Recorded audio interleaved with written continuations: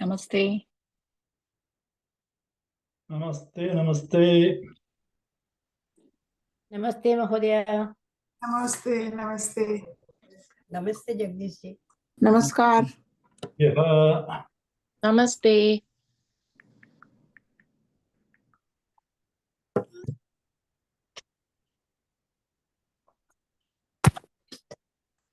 Can you see me? Yes. We can see your screen. Yes, both. Yes. Can see you on the screen. If you don't see me, it's okay. If you can't see the screen, then the problem. Okay, let's give a couple of minutes for the other people to join.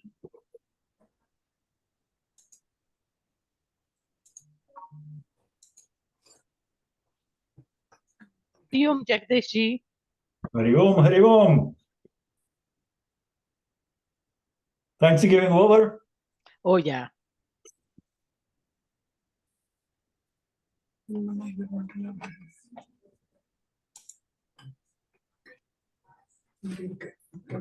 Best slide. Do you slide?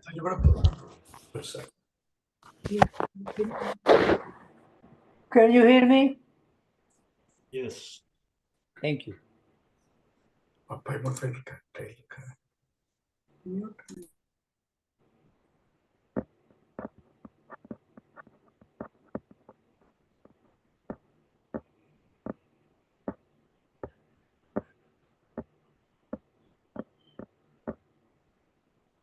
Namaskar, Jagdish ji. Namaskar, namaskar. Hear your voice. Okay. ये कौन सा किस दुनिया से ये आदमी आया? आपके गांव के आदमी है. Hey, Kirani Sahab. Namaskar. Hari Om. Namaste, Jagdish ji. Namaste. Okay, our 2-minute grace period is up, so we will do the prayers. So I suggest everybody on mute, do the prayers on mute because there will be echo otherwise, and shut off your cameras. If you can see my screen, then the prayers are there. Om Gajanana Padmarkam Gajanana Maharnisham Anekadam Tam Bhaktanam Ekadantam Upasmahe Saraswati Namastubhyam Varade Kamarupini Vidyarambham Karishyami Siddhir Bhavatu Me Sada Gurur Brahma Gurur Vishnu Gurur Devo Maheshwaraha Guru Sakshat Parabrahma Tasmai Shri Gurave Namaha Om Sahana Bhavatu Sahano Bhunaktu Sah Viryam Karavavahai Tejasvinavadhitamastu ma vidvishavahai. Om Shanti Shanti Shanti. Okay, couple of things I wanted to mention. People are still joining to the class. We have had about 7 classes, but people are still joining to the class. And since our last class on last Tuesday, 11 more people have joined. One person joined as late as 5:15 today. I sent them the links and everything. I don't know whether they have joined or not.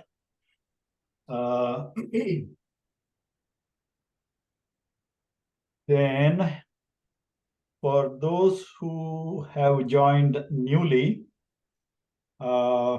if you had gone through the flyer, the information about the textbook is, all the information are there in the flyer, and soft copies of the textbooks and the references we are going to use, they will all be available in the Google Drive for the course.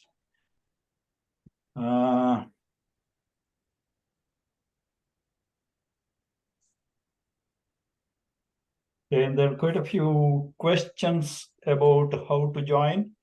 So as soon as I get an information that somebody is joining or trying to join, I send them an email with whatever email address they provided. I send them an email with the 3 links.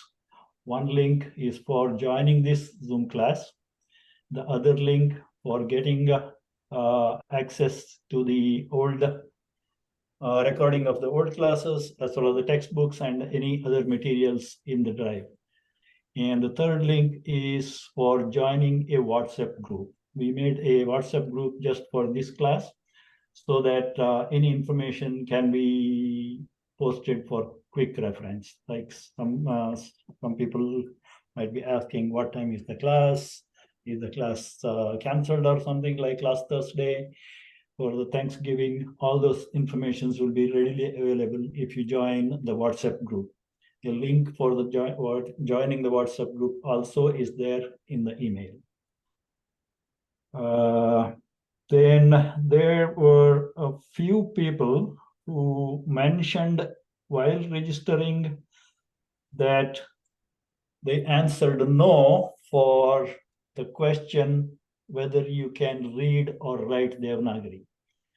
But then I sent them an email saying that you should be able to read and write Devanagari because the textbook is in Devanagari. And if you cannot read and write, I send them a few references where they can practice read and write. And then they respond back that, no, we know how to read. They, I think, may have been misunderstood the question. And then I generally say that, whether you can read or not, I will send you the link. You join the class, attend for a couple of classes, and then see for yourself if you can continue. If it is too hard or too many things in Devanagari, then you may want to improve your reading and writing skills before attending the class. And Jagdishji, I think most of us basically we studied Hindi as well, which is similar. Yeah, the lipi or script-wise, that is the case. But there are some people who haven't learned Hindi also. So I tell them, if you're interested in the course, but you can't read now, I sent them some references, how to read and how to write, and suggested them learn it through a friend or somebody who knows Hindi or Devanagari, so that the letters of the script can be related exactly to the pronunciation. Because just from the PDFs, you can't get the pronunciation part. You can see how the letter looks like. Yeah. Okay. So I have no idea of knowing whether the people who joined after the last class, there's 11 of them joined after the 21st. I don't know. I have no way of finding out whether they are there or not. That is why I'm making these announcements. For those people who have been attending, there's nothing new in this. Okay, then we will go to the slide where we stopped. We were on slide 16. We haven't started on this. Now, there will be a slide full of what looks like a spaghetti of flowchart. This one. So before going to that, I wanted to give you some definitions. And all these definitions are just with reference to the slide you're going to see next. And all of these terminologies will be discussed in detail with examples and where they are used, why they are used, when they are used, what do they use, what do they do. All those things are discussed when we get into that specific topic on the class. Jagdish, is it possible to make it a little bit bigger? The screen, Yeah. what you're showing on is little. Yeah, I will. Right now, I'm not in the presentation mode. I'll go to the presentation mode. Thank you. Actually, whoever has the question, they can type it onto the screen. It will become bigger for them. What is that? Whoever has the question, right? If you tap onto the screen, it automatically becomes bigger. Zoom in, zoom in, zoom out for you. Okay, I'll go to the present. I have to go to the presentation mode anyway. So I'm just telling you that You might see some terminologies here, but don't worry about those. All these terminology, what they mean and what they do, will be discussed in great detail throughout the class. Now, these definitions I give only because you find these words that too in Devanagari only in the next slide. Okay, let's go to the presentation mode. Now it is begin off, I think.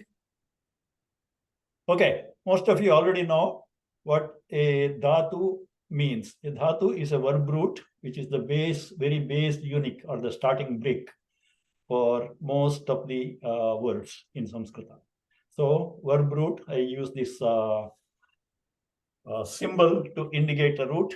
So a verb root indicates an action, and it is the basis for all verb words and also for most of the noun bases, because in Saṁskṛta, most of the nouns also are derived from verb roots. Okay, I say most because there are some exceptions. Okay, is Srini asking a question? Somebody highlighted something there.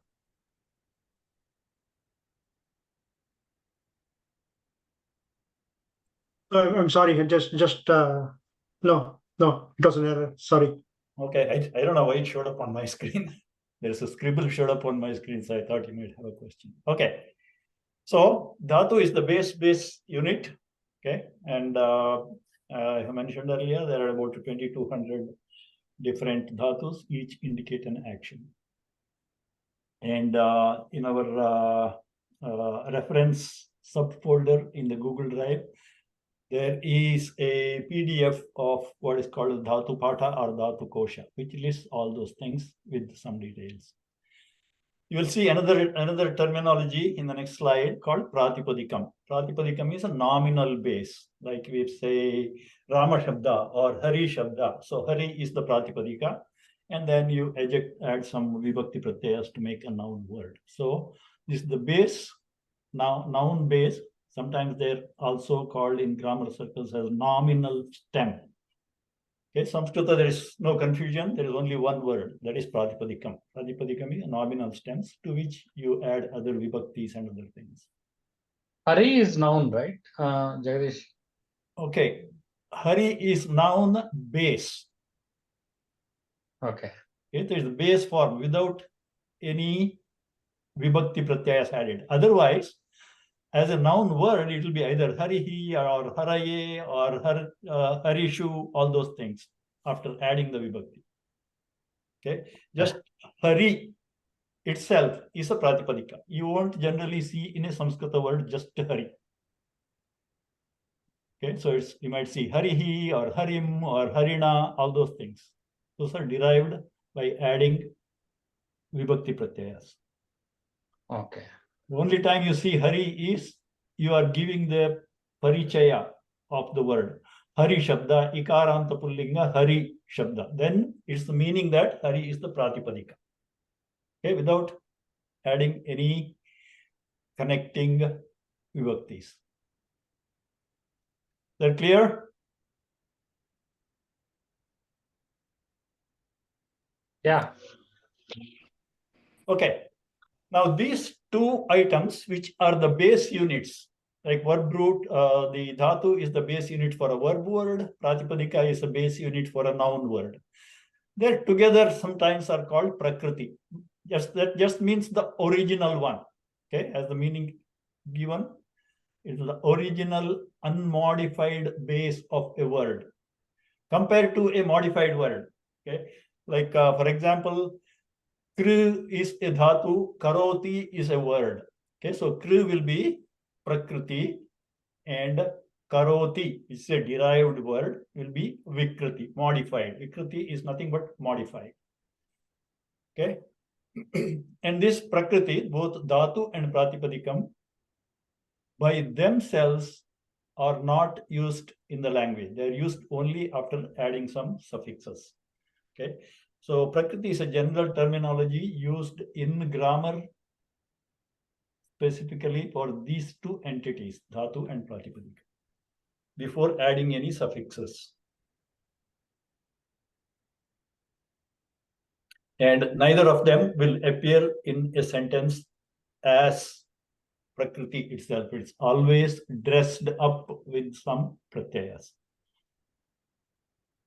Then upasarga. Upasarga is a terminology used for prefix. Like this is common in English also. Like you have the one word comes to my mind is you have a verb stand. Okay. And you can have a prefix like under. So understand is a new word. Same concept is there in Saṁskṛta also. Or maybe English has the same concept as Saṁskṛta has. Okay. There are a few upasargas which are added before the dhatu. All other suffixes comes after the dhatu. Only the upasarga or prefix, as the name suggests, comes before the dhatu. And when a prefix is added, the dhatu gets a new meaning and indicates a new action. Just like a stand is totally different than understand. Okay, or say go is totally different than forego. For is a prefix. So forego or undergo, all those things have a different meaning. The concepts are identical as it in English. Pratyaya is a suffix, and in English, grammar texts might use 3 different words to indicate pratyaya. It might add as an affix, which is a terminology more generally used, suffix, which is something added at the end, and sometimes you can also find a word called infix. Then there is something is added in between a word or between the letters of the word. Okay, so pratyaya is the common terminology in Saṁskṛta. So it means suffix or affix, a termination or something added to this prakriti. Okay, something added to the dhatu or pratipadika to make it into a usable word. Okay, so a pratipadika or dhatu will appear in the sentence only after adding a pratyaya. Yes, somebody had a question, but I just was trying to finish this. No, I had Jagdish ji, namaste. I had a quick question if whether the upasarga was only to dhatu or could be pratipadikam also, but you clarified for pratyaya, so I assume it's the same thing, right? For Yeah, any no, prakriti. No, upasarga is only for dhatu. Oh, only for dhatu. Yes. Okay. And okay. it's So actually jnanam versus prajnanam, for example. okay. That is Jna is the dhatu, pra is added to the dhatu. Okay, pra is a upasarga added to the dhatu, and prajnanam is derived from the new dhatu prajna. Ah, okay. Okay, prajna, Okay. and there is a upasarga which adds a ana. That's how you get I see. jnana. Dhanyavada. Dhanyavada. Okay, when we talk about pratyayas, there are different types of pratyayas, and all these types of pratyayas are covered in volume 3. Okay, and volume 3 is very interesting because then that is where you come to know how these different words we are very familiar with, either in stotras or in Gita or in bhajans or common names also. So you will see those how these words derived and how did they get their meaning, which dhatu it comes from, and all those things. So pratyayas are different types based on what purpose they serve. Okay. So one type of pratyayas are called sanadi pratyayas. There the pratyayas are the suffixes added to a dhatu to generate a new dhatu. Okay. Like there may be a dhatu to say do. And the dhatu will be derived from that to indicate make somebody else do, like a preranarthaka, make somebody else do. That will be a dhatu derived from to do.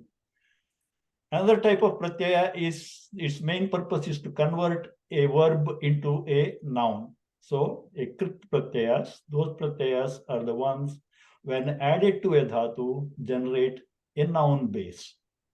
Okay, pratipadikam. Another type of pratyayas are called taddhita pratyayas. Now these taddhita pratyayas are suffixes or affixes added to an existing pratipadikam, however that was derived, to get a new pratipadika. Okay, like you have a pratipadika called Pandu, and from that you derive, adding a pratyaya, you derive a new word called Pandava. Okay, so Pandu is the base pratipadikam. Adding a certain kind of taddhita pratyaya, you get another noun which indicates a descendant of Pandu, or son of Pandu, or a descendant of Pandu. Say Kuru is a pratipadika. Kaurava, anybody who is born in that dynasty or Vamsha is called a Kaurava. So you can see the similarity, Kuru and Kaurava. It's derived. So Kaurava is derived by adding a taddhita pratyaya, specific taddhita pratyaya, to the word Kuru. Yeah, then there is a thing called a ting pratyaya. The ting pratyaya, the purpose of the ting pratyaya is convert a dhatu into a verb word. Okay, like for example, to read, pat is a dhatu indicating just the action to read. But you want a word, make a word like they read. So you have to add a pratyaya. So pat will become patanti, they read. Or suppose you want to say I read, and I will say patami. Okay, so that is the change. Pat becoming patanti is because of adding a ting pratyaya, which indicates a lot of information in that. Okay, so by adding a ting pratyaya, a dhatu will give you a usable verb word. Okay, and similar to ting pratyaya, there is a sup pratyaya. It is a pratyaya added to a pratipadika, which is a noun base, to generate a usable noun word. Okay, so the word, adding the noun word by adding the sup pratyaya is called subantam, because it has a sup pratyaya at the end. Okay, and a tiṅantam is a verb word. It gets that name tiṅantam because it is derived by adding a ting pratyaya to the end. Okay, so these are just some definitions, so that in the next slide you will know what these things mean. So next slide is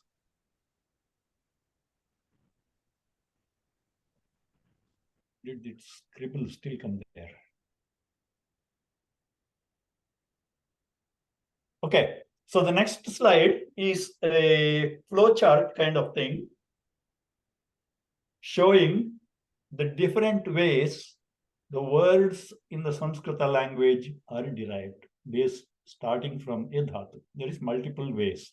Okay, so you will have some idea from the previous slide, that how different words, types of words, usable words can be derived based from dhatu.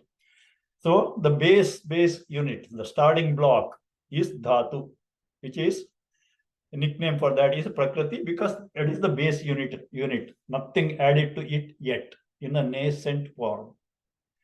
Let's see what happens. Okay, so dhatu or the verb roots are either natural, which are listed in the dhatu pata. They are called aupadeshika.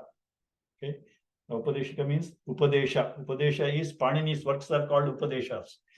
So this dhatu kosha is one of the Panini's works. So those are the natural listed dhatus, and atideshika, which are derived dhatus. We already mentioned that by san pratyaya and other pratyayas, you can derive new dhatus. So a dhatu can have a upasarga or a prefix.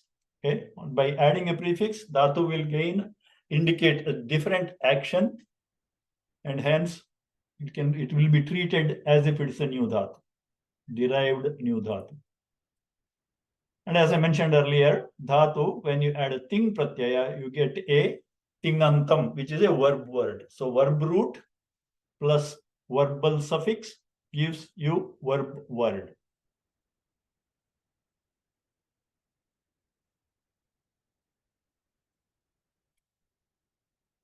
Okay, this also I mentioned. a dhatu by adding a sanadi pratyaya. We saw that in the previous slide. A type of pratyaya to derive a new dhatu. Okay, like a karoti, he does. Kārayati, he makes somebody else do, as an example. Okay, and dhatu plus kṛt pratyaya will give you a pratipadikam. So I mentioned that in the previous slide. Kṛt pratyayas, when added to a dhatu, you will get a noun base or pratipadikam. And this also we saw a pratipadika. When a taddhita pratyaya is added, you get a new pratipadika. Pandu, Pandava. Okay, Dasharatha, Dasharathi. Then a dhatu can also be produced from a pratipadika also. We will see some examples in book 3 later on towards the third part of the class. Okay, so a pratipadika, which is a noun base or noun stem, you add a vibhakti pratyayas. Okay, so the sub pratyayas you get subantam. So this is a noun base, pratipadikam is a noun base, and subantam is a usable noun word. Pratipadikam and dhatu are not used in a sentence, whereas subantam and tiṅantam, verb word and noun word, are used in the sentence. And then after adding subantam, you from the subanta word, you can gain new pratipadika also. And from subanta, you can also get new dhatu, another kind of sanadi pratyayas. And then there is one outlier pratyaya, one specific pratyaya that's added to only 3 specific dhatus, okay, to generate a new dhatu. So, for example, here you have a word noun called shuddha, is clean. You hear words like shuddhi karoti, which will be a word, or the verb word derived from a noun. So those kinds of derivations. Okay, and then you can add multiple nouns, subantas, noun word, multiple noun words to make a new noun word. Okay, like for example, add Rama and Lakshmana, make it Rama Lakshmana as a collective noun. Okay, and we will see a lot of examples for samasa, because whatever Sanskrita literature you read, you will come across a lot of samasa words, which is in English they are called compound nouns. Okay, 2 or more nouns are joined together to generate a new noun. And then there is another source of derivation of new nouns. Some of the very commonly seen nouns, you may not be able to derive it by the regular Panini's roots, Panini's sutras from dhatus, okay, by adding certain pratyayas. A few of those, that is why I said, or in the grammar classes, they say most of the nouns are derived from dhatus. So there are some exceptions. This Unadi Kosha is a list of nouns that are derived from dhatus, but not using the pratyayas listed above, like not using the kṛt pratyayas. Okay, some of those which do not fit into any of the Panini sutras are listed separately by Panini in a different book called Unadi Kosha. Okay, so that's the reason why I put that in dotted line, because that cannot be derived using Panini's sutras, Ashtadhyayi sutras. So Jagdish, because without practicing this, we may not be able to remember these things. So are you expecting us to start doing the? No. I don't expect you to remember any of this. Okay. Okay. So this is just to give you a feel of what is going to come. Okay. Don't remember, this is just the outline. And this, it's like good to know that. I mentioned earlier how many words are in Sanskrita, just like in Oxford Dictionary, you can give a number. In Sanskrita, you cannot, because there are a lot of mechanisms of forming new words. Okay. This will give you an idea, okay, this may be all the different mechanisms. That is why you can't give a number how many words are there, because you can make new words. Okay. Okay. Now, where do you find these things? References for this. So Dhatu Kosha or Dhatu Pata is a text where you can find all the dhatus. There are 22 plus, 2200 plus dhatus are listed in a book called Dhatu Kosha. Okay. And we have a copy of a Dhatu Kosha authored by the same Medha Michika. A soft copy is available in the references subfolder. Okay, that is where you get Dhatu Kosha. Now, Dhatu Koshas list all the 2200 basic dhatus, Aupadeshika dhatus, and good Dhatu Koshas also at the end give what are the common upasargas, the prefixes, the dhatus with popularly used upasargas also generally listed with their meaning. Okay. And then Pratipadikam. So the nouns, there are books called Shabda Koshas. If suppose you wanted to know a similar sounding noun. Now there's koshas like Amara Kosha, which lists in verse form different nouns that have a similar meaning, like a thesaurus. Okay. So Dhatu Kosha is the verb roots. Shabda Kosha is thesaurus.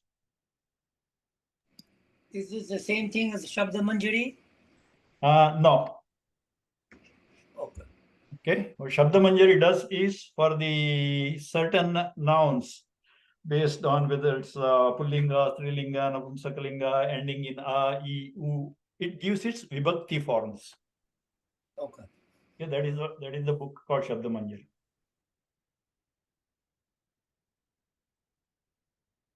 Okay. Any questions on the previous one?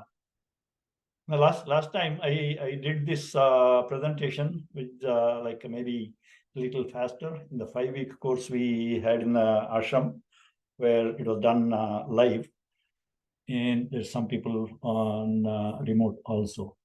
And that in the class, I thought, oh, this may be too complicated a slide. But then people are interested. They said, can we get a copy? We have to look at it some more.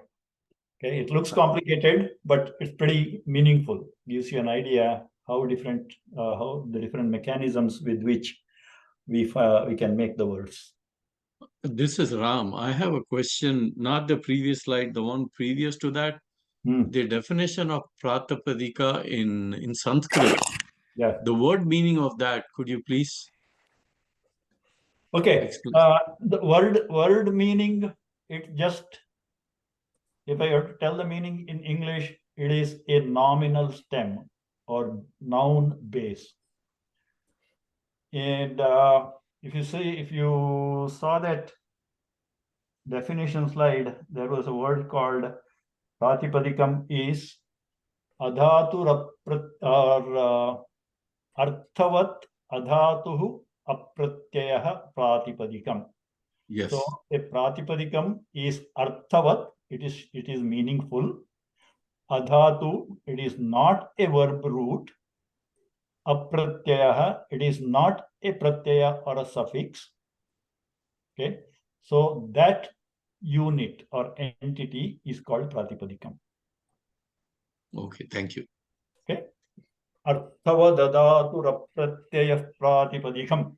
And there are a couple of other things also, because if you derive a noun by samasa, that also is a pratipadika. Okay. There's a couple of other definitions, but the word pratipadika is defined like that. Jagdish ji, this is Vidya. Namaskar. Do we have, I couldn't find the slides in the materials you have provided. No, it's only the class recordings. I haven't put these slides there because I sometimes keep making additions to that. Okay, thank you. Especially, and sometimes there may be some typo I wanted to correct, so I correct it. And then especially that one slide you might have remember where I had examples of pronunciation pitfalls. I keep on adding new pairs of words to that.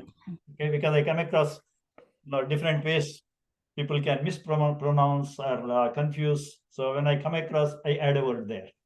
Okay. So now I think after today's class, I will put the PDF of that as it is now, put it in there, especially for those who missed the classes till now. They can go back and see all the previous slides also. Okay, so this you will find PDF of this in the references subfolder. Okay, thank you, Jagdish. Okay, going further.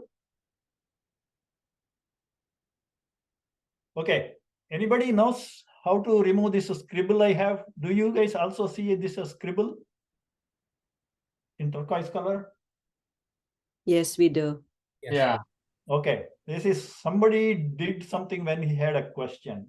Sir, the easiest way would be that you stop sharing and reshare again. Okay, then Yeah. I think we'll handle that. Let it be there. I don't want to unshare and share again. Okay. Or come out of presentation mode and get into presentation again.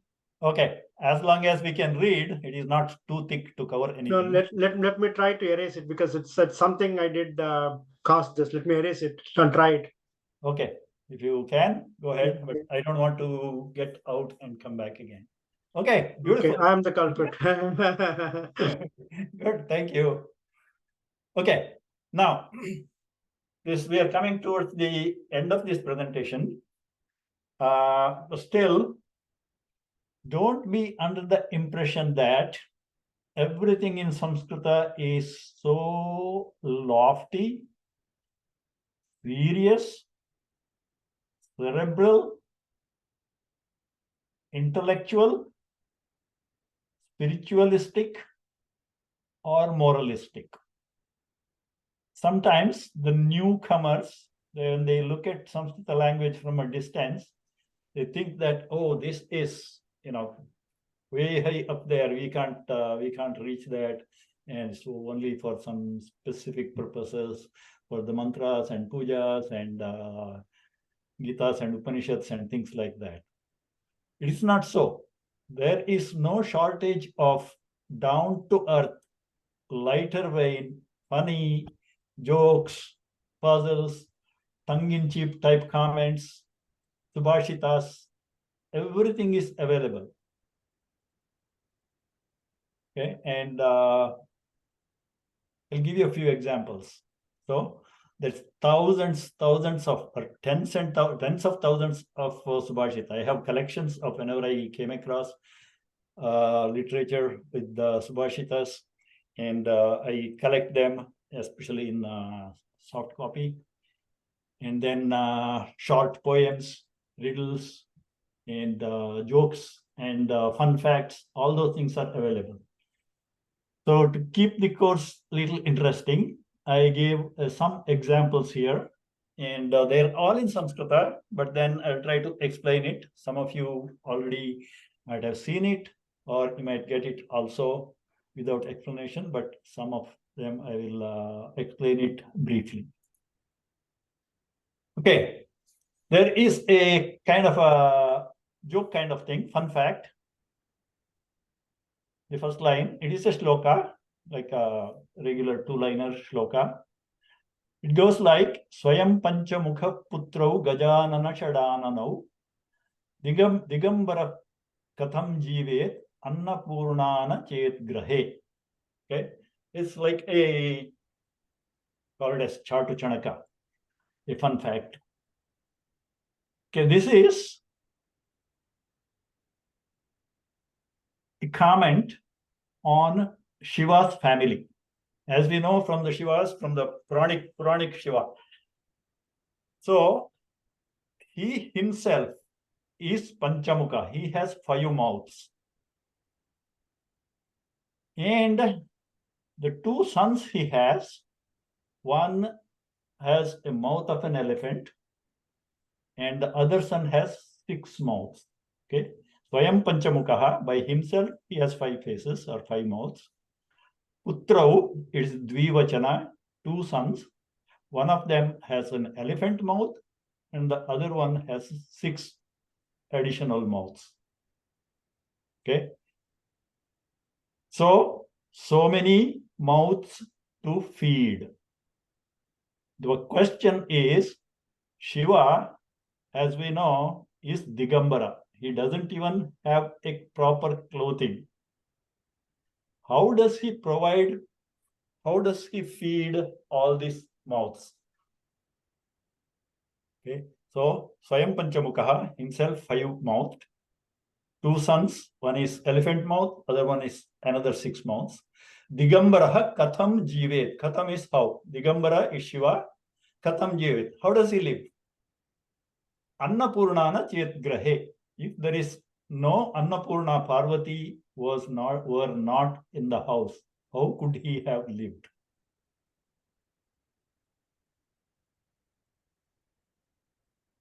Any comments?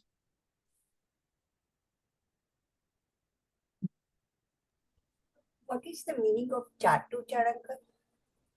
Chatu Chanaka. She said Chanaka is what we call kadlekai. What is that? Peanuts. Oh. Okay. Chatu Chanaka is like a spiced peanuts, fried peanuts. To question. Jagdish, one question. Yeah. Swayam Panchamukaha, how is it? I mean, I could not relate that to Shiva. Okay. The Shiva's, there are stories, these are all Puranic stories. Shiva has 5 faces. Right? Like This is my first time hearing it. Okay, anyway. Does anybody remember all the names of the 5 faces of the cuff? Ishana and Sadyojata and Bhutalingam. Sadyojata, Vamadeva, Adhura, Tatpurusha, and Jnana. Yes. Those are the 5 names. Okay, 5 faces. And there's all different kinds of stories. Like there's when we were kids, there was Yakshagana stories like Brahmakapala, where I think Brahma tried to take one of the heads off. Some stories like that. But Shiva is supposed to have 5 faces. But here you take it in the sense, or this is a fun fact. So there is 6 plus 5, 11, plus 1, 12, and Parvati herself. So that 13 mouths, and one of that mouth is an elephant mouth. It may be equivalent to 25 different mouths. So without Annapurna, how could Shiva, who doesn't have any other resources? He is Digambara. He has that Ambara is his house. Then why he need a house of his own? Okay, but the question is, where does the food come from? For question is not about his dress. Prakriti. The dress is indicating that he is so poor. He's the one who gives the food to everybody. Then why does he need a food for himself? But is the Parvati who gives the food? No, that's not that. No, that is not the thing. Okay. Frozen food. No, when you see the Vedantic way, Vedantic vision, he is the one who is giving food to everybody, as a matter of fact. Yeah, but here, you see, we are not Vedanta, and the descriptions are Puranic descriptions, and we are going even one step below, making a joke out of it. Tongue in cheek, Yes, as you said. but whoever raising this question, you are still in that serious mode of spiritualistic. Okay, we said we can find other things also. Okay, let's go find out what is next. Okay, another. No, uska uttar dijiye na. Give me the answer. For what? What is the question? Katham jivet Annapurna nachet grihe. Okay, he is alive because Annapurna is there in the grihe. Yeah. Question is, if she weren't there, what would he do? How would he manage? This is a joke. Even that. Okay. No, that's a joke, Chanchal, but fir bhi, Katham jivet Annapurna nachet grihe ityukte. Okay, These questions do not require an answer. Okay, all right. Yeah. These are rhetoric questions where the Okay. answer is in the question itself. Is it sort of riddle? No, you said it's sort of riddle. Therefore, I was wondering whether there is an answer for that or not. No, like I said, this is a joke. Okay, all right. Okay, this is a fun fact. Okay, Samjigi. And Enjoy, Raji. Okay. The Puranas gives you, Puranic stories gives you all this scope for enjoyment. Okay, next. Another, again, tongue-in-cheek comment, Subhashita, tongue-in-cheek kind of Subhashita. Yasyasti vittam sanara kulinaha sapanditasya shrutimān gunajñah sa eva bhakta sacha darshaniyaha sarve guna kancanamashrayante. Okay, meaning wise. Yasyasti vittam, one who has money.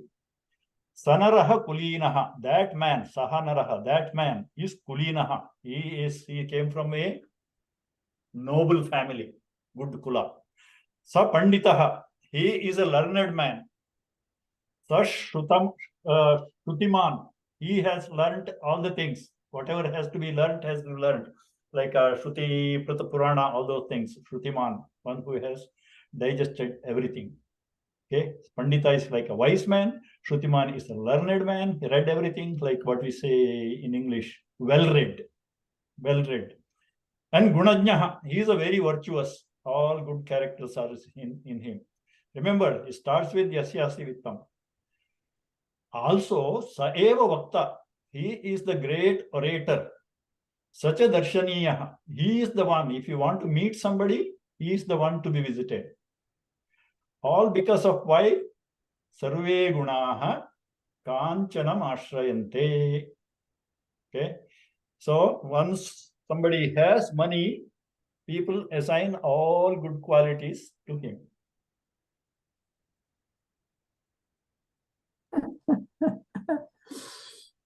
Any questions on this? Just explain the last word, Jagdishji. Okay, sarve gunaha. Gunaha, virtues, good characteristics. Kanchanam. Kanchana is money. Okay, generally meant for gold, but here it means all kinds of wealth, any kind of wealth. Okay, the wealth can be a political wealth also. Okay, power, where it is janabala. Okay, ashrayante, they follow or depend. Sarve gunaha. But you see, this is how the world behaves. More practical, tongue-in-cheek comment. Money speaks. Money speaks. And that is one of those Saeva Vakta. Money speaks. One with the money is a great orator. Okay. So all the things generally people assign to the man or the person with wealth, deservedly or undeservedly, or because of the money. Hariom Jagdishadi, this is Rajesh. Yeah. So the first pada, Yasyasti Vittam Saha Naraha or Sa Naraha? Okay, we will talk about this when we come to Visarga Sandhi. Okay. This is Saha Naraha, because of the Visarga of the Sandhi, the Visarga drops. Okay. Thank you. Good. It's a good, very well noted. It is Saha Naraha if you break the Sandhi, Sa Naraha if you don't break the Sandhi. And same thing you can see elsewhere also. Sapanditas, all these things are sahas. Okay, sa with the visarga, but visarga is dropped because of the sun. Good observation. Okay, another tongue-in-cheek Puranic story. Okay, Kim vasasa ityatra vicharaniyam vasaf pradhanam khalu yogyatayai. Pītāmbaram vikshya dadau svakanyam digambaram vikshya visham samudraha. Some of you might have heard this and might know what the meaning is. Okay, this is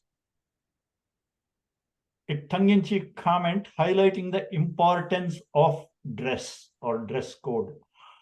The extra respect you get by being well dressed.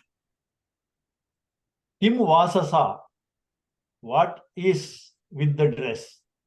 Maybe a question sometimes asked, but iti atra vicharaniyam. This is to be thought about. What to wear, when to wear, how to wear, all those things to be thought about.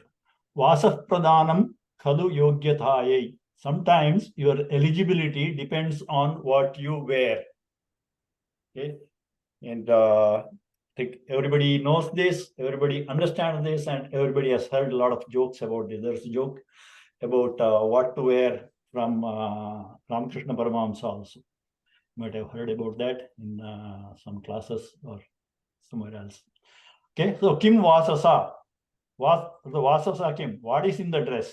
This is to be inquired. Iti atra vicharaniyam. Here it has to be looked at. Vasa pradhanam khalu yogyatai. Vasaha is dress here. Not Vasa is also dwelling, also is Vasa. But here it has another meaning. Vasa is dress, what you wear. Pradhanam, it is important. Khalu yogyataye, for some eligibility. And the poet gives examples from the Purana. You remember the story of Samudra Mathana. Okay, what happened in Samudra Mathana? Who got what? The second half here. Pitambaram vikshya dadau swakanyam. So in the Samudra Mathana, things come up.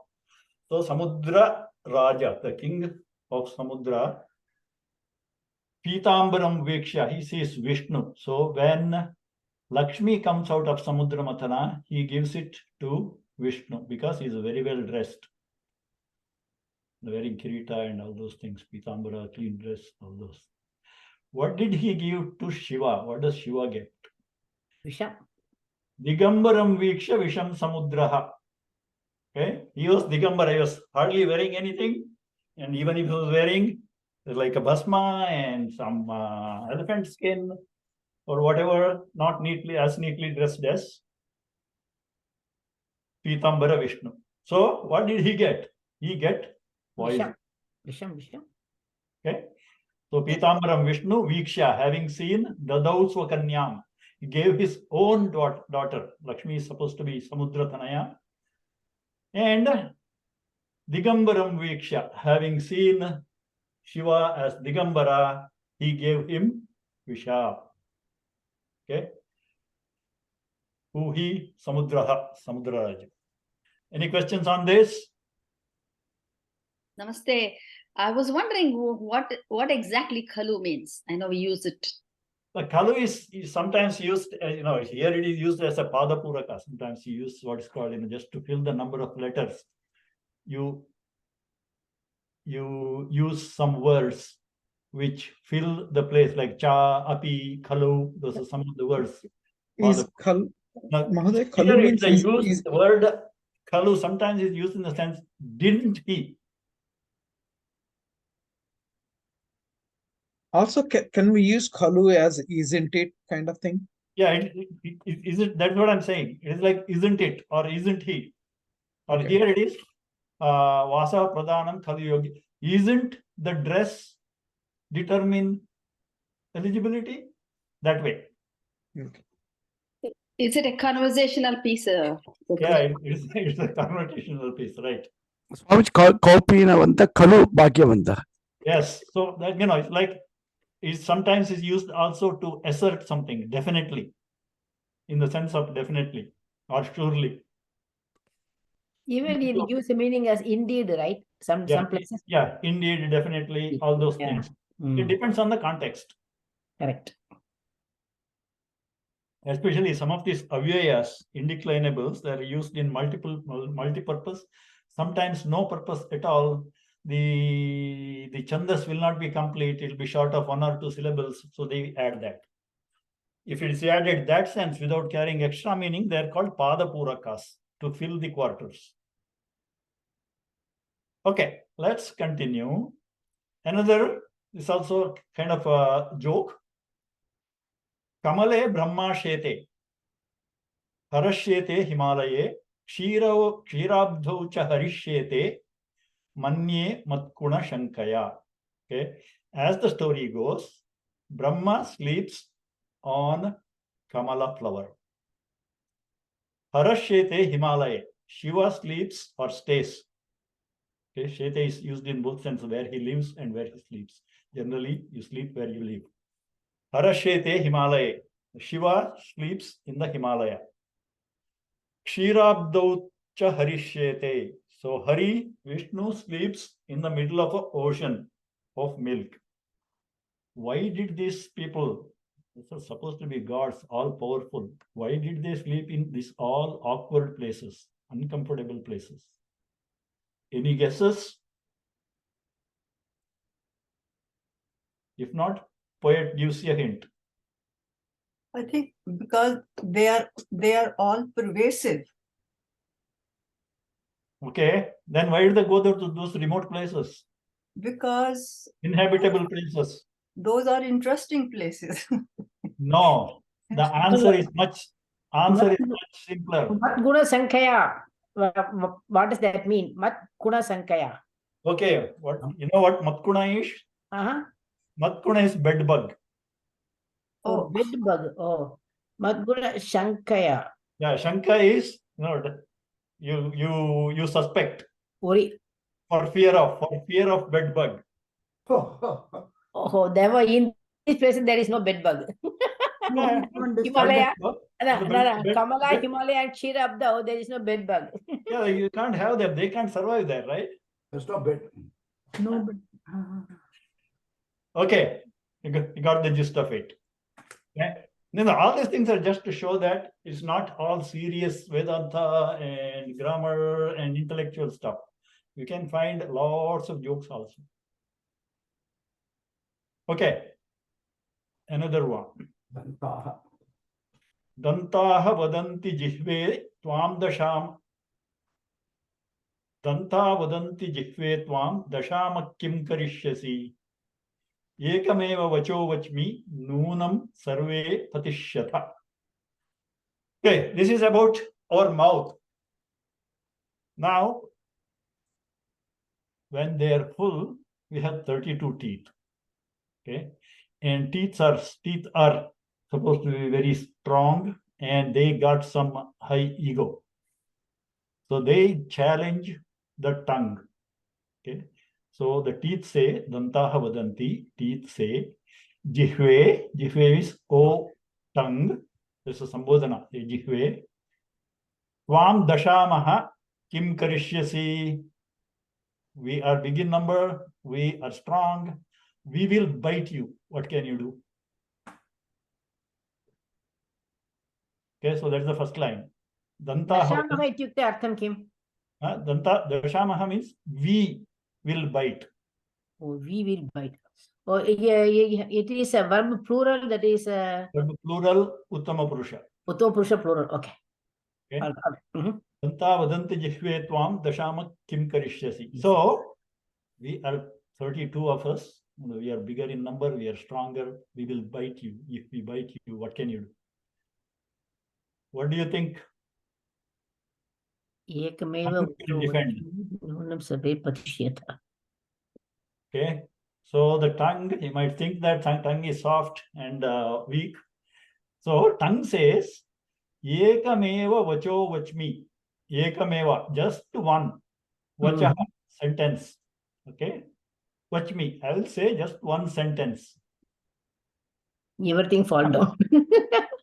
Noonam, definitely, survey, all of you will fall off. Okay? What is that? What is that, vacha? Yeah, whatever vacha, you make the other person angry. He will tell you. Ekameva vachanam, what vachanam is this? That's what it is. Okay. Okay. So, I think that has to be experienced. I can't tell you. Okay, so, Dantaha vadanti jihve. So, the teeth tell, oh, tongue, you are weak. If we all gang up on you and bite you, what can you do? So the tongue says, I will just utter one sentence. All of you will be on the ground. Okay. So tongue can do a lot of damage to the whole face. Any questions? Other than what did the tongue say? What does dashamaha mean? Huh? What does dashamaha? Yeah, I already answered the question. Dashamaha is, damsha. Damsha is to bite. Oh. Okay, dashamaha means we bite. Oh, okay. Plural. Okay, plural. Present tense, uttama purusha, like we, and plural. Me vaha maha. Okay. Yes, that is the maha. Dashama. Okay. Me is, dashami is, I will bite. Dashamaha, we bite. We bite. If we bite, what do you do? Jagdishaji, going back to two before khalu, is that the same in Gita Dhyana Shloka? They say Sotirna khalu pandavai ranadi. Is that the same context there too? Yeah, same context. It may be used to add some stress, or it may be like making it like a very obvious question. Okay. Okay, so multiple uses. Thank you. Okay. What is Noonam? Noonam is definitely. Thank you. Okay. So the tongue is saying, if I say one word, you will all definitely will be on the ground. Okay. Another kind of tongue-in-cheek comment. Bho daridrya namastubhyam siddhoham tvat prasadataha pashyamyaham jagat sarvam namam pashyati kaschana. Okay. So this is somebody thanking daridrya or poverty in his own way. The poet is praising a verse. Okay. So Bho daridrya namastubhyam. Hey poverty, Mr. Poverty, I salute you. Siddhoham. I am kind of accomplished with some extra powers. Siddha, I have that extra siddhi. So siddha means one with the siddhi. Siddha aham. Tat prasadataha. Because of your prasada, I have gained some extra siddhi, O poverty. What is the extra siddhi? Pashyamyaham jagat sarvam. I can see the whole world. Namam pashyati kaschana. Nobody sees me. The poor person, they're like people neglect them. They're almost invisible. So this is how the poet expresses that in a more poetic way. Any questions on this?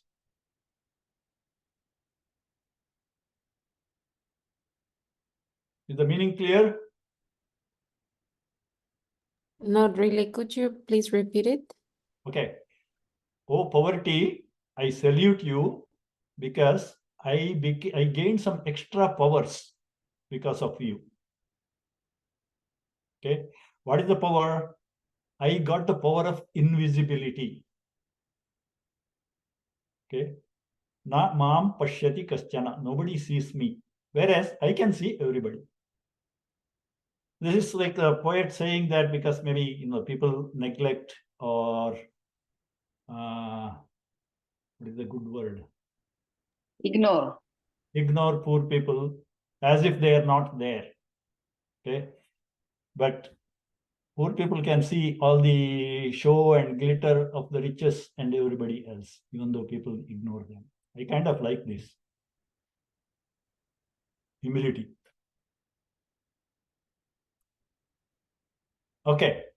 Now, all the things till now are kind of jokes or tongue-in-cheek practical comments.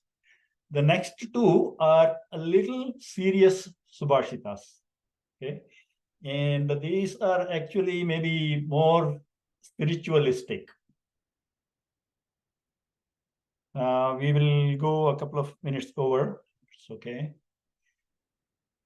Okay. The next one says, Adhyashtamiti Navamiti Chaturdashiti Jyotishyavacho Pavasanti Bhaktya Ahoshutas Tattvamasiti Vakyam Na Vishwasantyadbhutameta Deva. This will be applicable for those who are interested in Vedanta. Okay. So, did anybody hear this recently? Yes, you actually sent to Swamiji in a satsang class. That's the second part. Yeah, the Swamiji mentioned this in the. Yeah, Swamiji mentioned in a satsang talk. Yeah. Okay, so let's give the meaning. Okay, let's see. Adya is today. Ashtami iti, just today is Ashtami, today is Navami, today is Chaturdashi, for different reasons. Jyotishya vacha, based on a Panchanga or an astrologer's word. Jyotishi is an astrologer. His words, Jyotishya vacha. Upavasanti bhaktya. People believe in Jyotisha and all these things. You have to do upavasa, all those things. They very religiously follow those things because a Jyotishi style. But aho means alas. Okay. Shrutehe tattvamasi vakyam. The Vedas from generations or from centuries, millennia, well before the Jyotisha came into picture, Vedas have been saying that Tattvamasi, you are that, or you are the Brahman. This Vakya in Vedas have been there for so long. But nobody believes in that. Viṣṇu-sahasra-nāma, they don't have any belief or faith in it. Na Viṣṇu-sahasra-nāma. Iti adbhutam etadeva. Isn't that a great wonder? Okay, so this is about the Tattvamasi. There's been said in all the Vedas, in Upaniṣads, but nobody believes that. But if some astrologer says, today is Chaturdashi, you do Upavasa, you get this, you get that, people do it very sincerely. Any questions on this? So this is not a joke.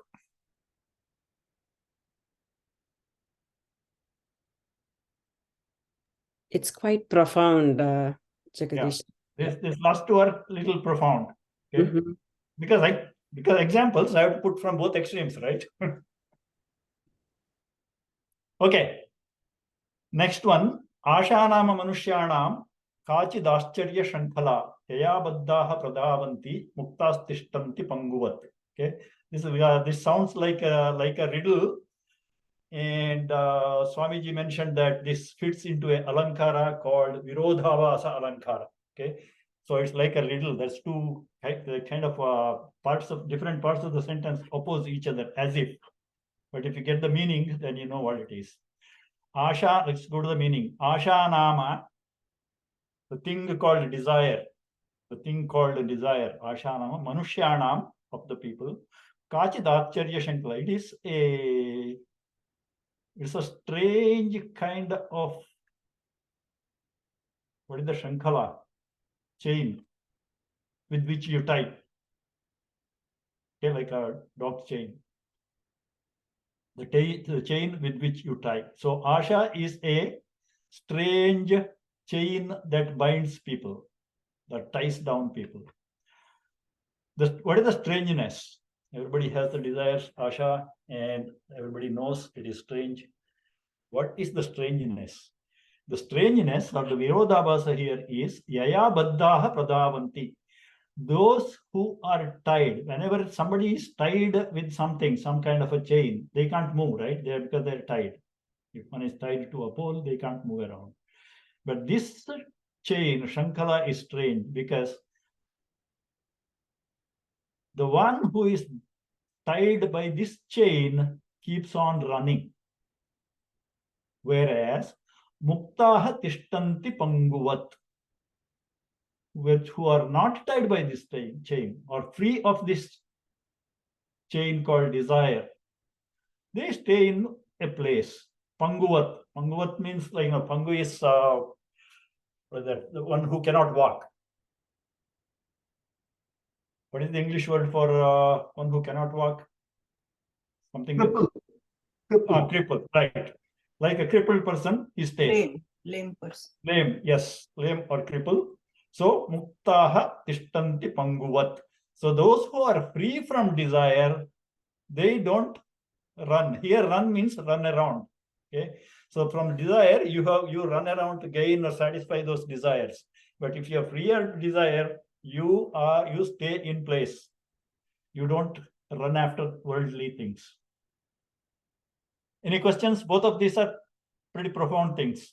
That is why Swamiji picked that and brought it up in the satsanga.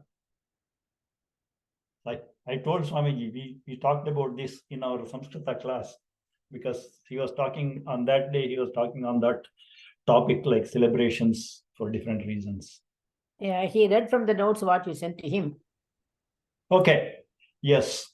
So that is the end of that slide. So let's stop there. And I don't know how many I have. Do we have any more?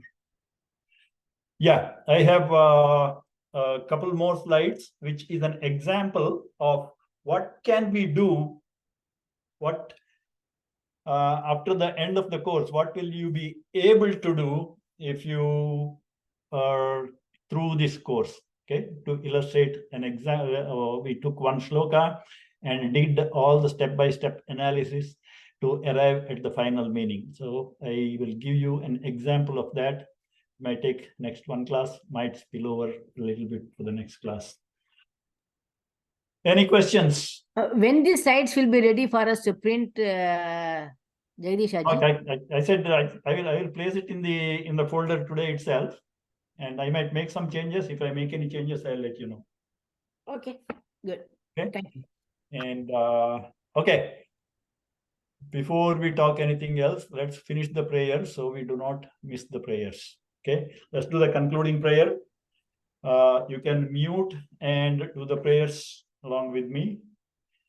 Om sarve bhavantu sukhinah, sarve santu niramayaah, sarve bhadrani pashyantu, ma kaschid dukkha bhag bhavet, asato ma sadgamaya, tamaso ma jyotirgamaya, mrityorma amritam gamaya.